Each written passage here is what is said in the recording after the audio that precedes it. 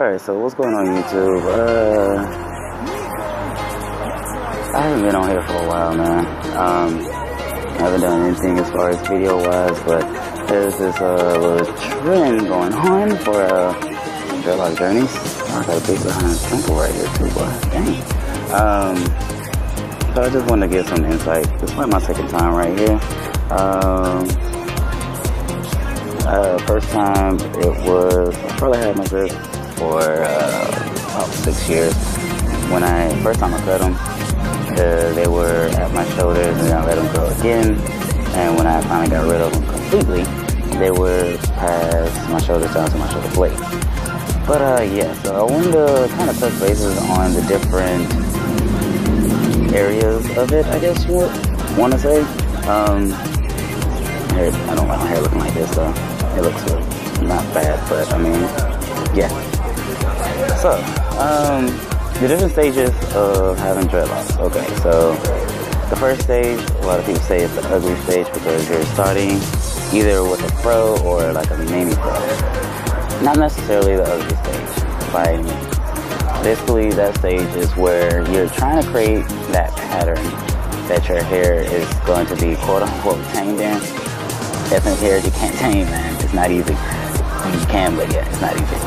So, trying to get that pattern is step number one. You have to consistently keep your hair maintained in order for the locks to start, or for your hair to start budding or locking. Talking about dreadlocks. Dreadlocks is basically, it's not dirty. It's matted hair, but it's not dirty. It could look dirty from buildup, which I might have a little of because I have not I've shampooed my hair, but I haven't actually done like a real deep shampooing. I haven't really been doing a lot of working out. So yeah, with that being said, my hair does look a little ashy. But like I said, I haven't done like a really good shampooing at least since last week probably. But so yeah. What was that? Sorry, I kind of ramble, man. Sorry. Oh yeah, starters and all that jazz, the ugly stage. Like I said, it's not really an ugly stage to it. You're just trying to get that pattern going to quote unquote tame your hair, to have your hair start to grow like you want it to. Now, when starting, a lot of people use like some crazy stuff, man. Like black gel, eco gel is okay. That pro style, nah. It's gonna make it look like you have like really bad dandruff. It's gonna build up really quickly, and yeah, it's not gonna be good. Secondly, people will go for like literally months without shampooing their hair, and that's not good either. You have to shampoo your hair regardless. If you don't shampoo your hair and you just keep putting like moisturizers in them, your hair is not taking in that moisturizer. Even if you do a deep condition with a moisturizer, your hair is not going to take it. So you always have to keep your hair clean. Clean hair is happy hair. Moisturized hair is good hair. It's happy hair. Everything is happy hair as long as it's clean, moisturized, and conditioned. Talking about deep conditioning though, people are starting to do like deep conditions with supposedly just a regular conditioner. There are conditioners that are meant for deep conditioning and deep conditioning only. Do not by all means use a regular conditioner that has nothing in it to help assist your hair. They only use that as far as if it's not a fortifier / cleansing kind of shampoo and conditioner, or conditioner period, then don't use it for a deep condition. Just use it for, damn, my cigarette went out. Fuck. Just use it for a regular conditioner. But yeah, back to these stages. I'll get back on that like the different products and stuff that I actually use and stuff, next video, you know. I'm on a time limit. I'm actually doing this while I'm waiting to clock in for work. But hold on. When you talk about the different stages of dreadlocks, like I said, the first stage, they normally classify it as the ugly stage. Second is normally the budding stage, which is a part of the ugly stage supposedly, but the budding stage is when your hair starts to get that pattern. Hello. When your hair starts to get that pattern, it starts to fall and loosen, and like I had it like this, shake it up, it goes everywhere, and that's pretty much where it's gonna fall. That's your budding and locking stage. Everyone's hair textures are going to be different, so everyone's budding stage and locking stage is going to be different, point blank. Me personally, yeah, you can kind of see I have, so this is nothing but new growth right there, just a lot of new growth, 3 weeks worth new growth, not unraveling, new growth. But yeah, everyone, like I said, everyone has different hair types. I have 3 different types in my head alone. So as you see, like you can see where it looks like that. Like, yeah. A lot of people think that I actually, on a side note, a lot of people think that I started my hair with sister locks, and I didn't. I just have a rather loose texture everywhere. It's like the main texture. But anywho, where was I? I gotta stop doing that. I'm supposed to write all this stuff down so I can just go through it, easy breezy, beautiful, but not CoverGirl. The budding stage.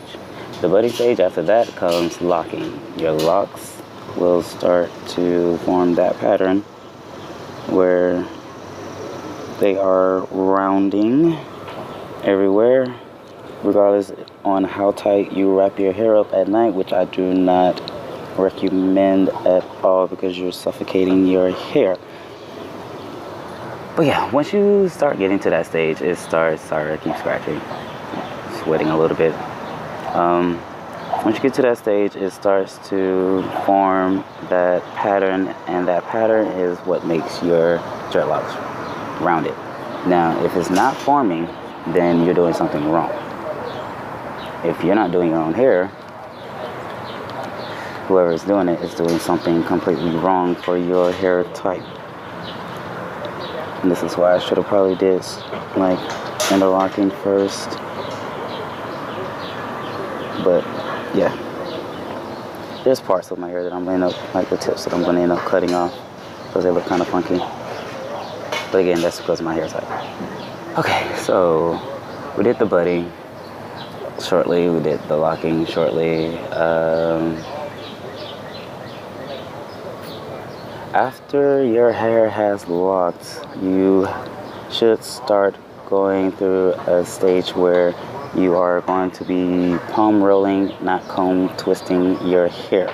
Comb twisting your hair is going to pull out follicles, it's going to put tension on your hair, which is going to weaken your hair. You do not want to weaken your hair when you're doing this kind of style. It is not a good thing to do. Oh, okay. So when you, when you're doing combing, you're literally pulling out. You're literally pulling the hair as taut as possible and twisting. That's not good. When your hair is pretty much at this stage, just twiddly-deeing, twiddly-dumbing your hair is not good.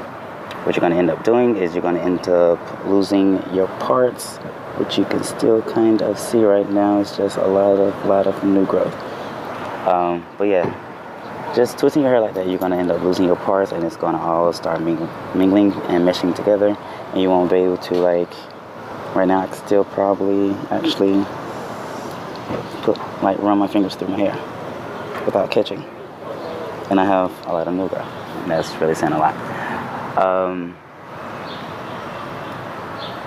But yeah, so the next stage after you have had your locks, because like I said, I've had my locks for, I started these in like September, November, somewhere in there. I think it was October. Could have been September. Can't really remember. But once you've had your locks for, let's say, a year or so, you're pretty much getting to that maturity stage.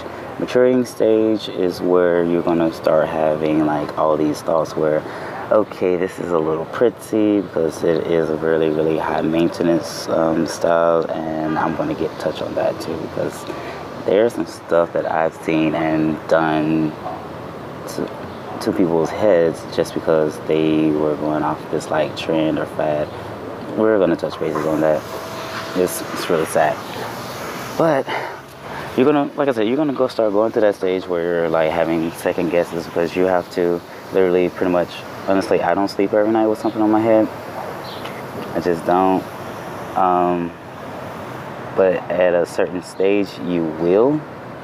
And right now, I keep finding all these white little specks in my head, and it's not dandruff. It's probably coming from these trees. But it's like you're gonna start going to that stage where you're second guessing whether you should or should not keep this going. Coffee. I tell anyone when I'm starting them off that this is not going to be an easy, quote unquote, journey at all. It's very tedious and very high maintenance. Sorry, dude. Like I said, I'm doing this while I'm waiting to go to work, so I'm trying to get my cigarette in. Shit, burn my hand. But yeah, this isn't going to be a very easy stage or easy journey or whatever, adventure or whatever you want to call it. It's really tedious. You have to do a lot of stuff. You constantly have to shampoo your hair. Not too much, obviously. But you constantly have to keep your hair clean and conditioned and moisturized to the fullest extent of the moisturization process, or else your dreads are going to start thinning. As you can see, I just keep pointing out, yeah, I have no thinning. The thinning is at the end, which were a part that, like, that's where I started, or yeah, about right there. I started right there. It's crazy. From last year, late last year to now.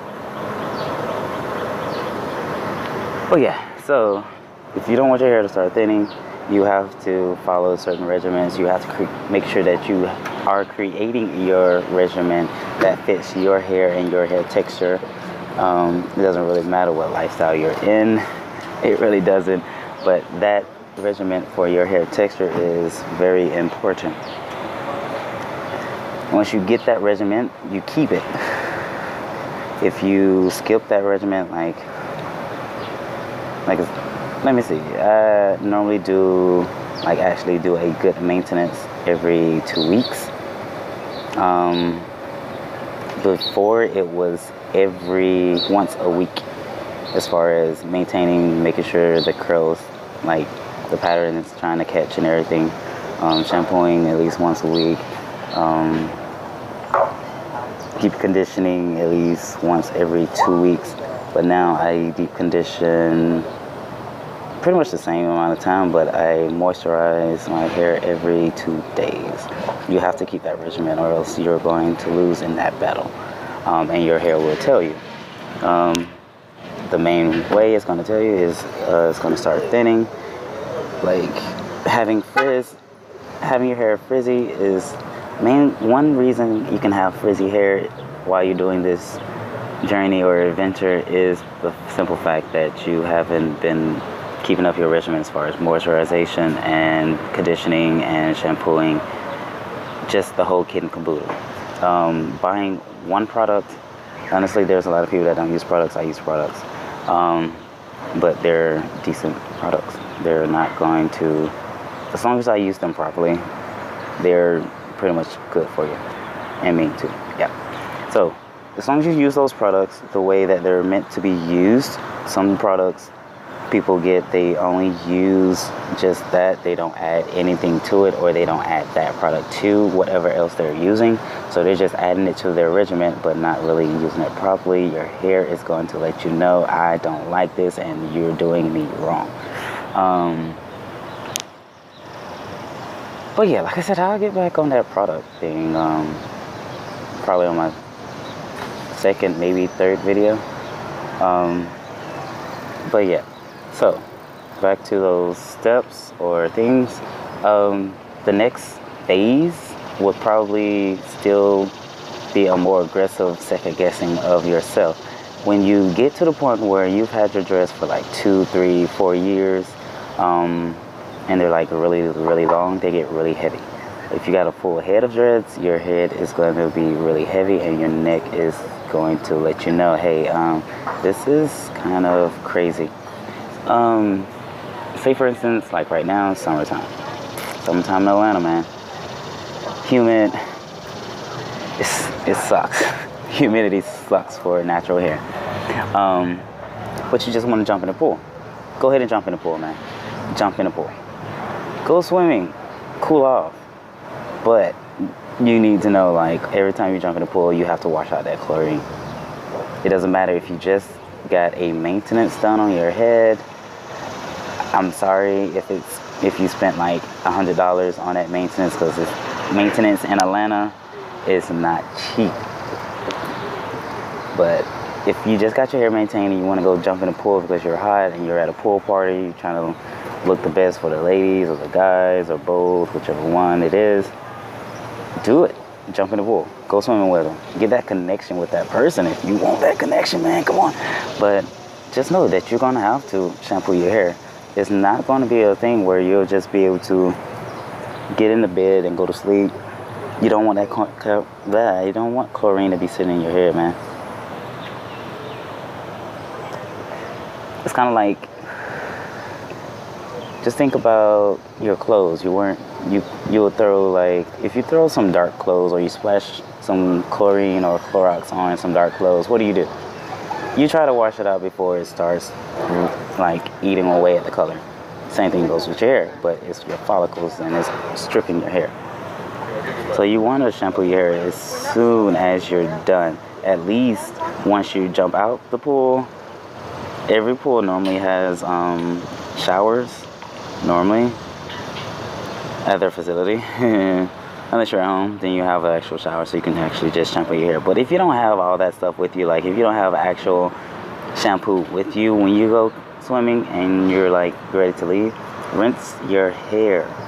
Rinse it.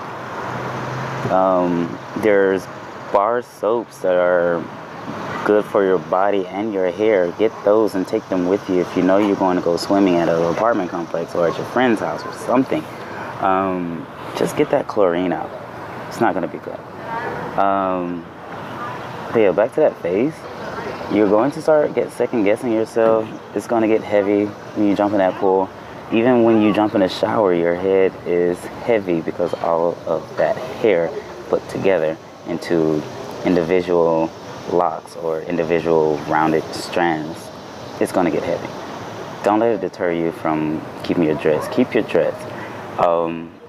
To keep from having those thoughts, look at other pictures to see, okay, maybe I should go back short. Get it cut. It's plain and simple. Just chop it. Not all the way, but just shorten it. I mean, if your dreadlocks are a shoulder length, just cut them off a little bit. It'll be cool. You'll be fine. But don't chop your hair off. Well, so yeah, that's my little tip for the moment. I gotta go to work, but that's my little tip for the moment. I'm gonna come back and have some tips on actual maintaining and products, what I use, what's good for my hair, other things that are good for your hair that I don't use because sometimes my hair don't like it. But this your boy Tony. Let you know the different ins and outs and steps right now. So I'll hit y'all back on my next little video. Later, man. Enjoy the weather.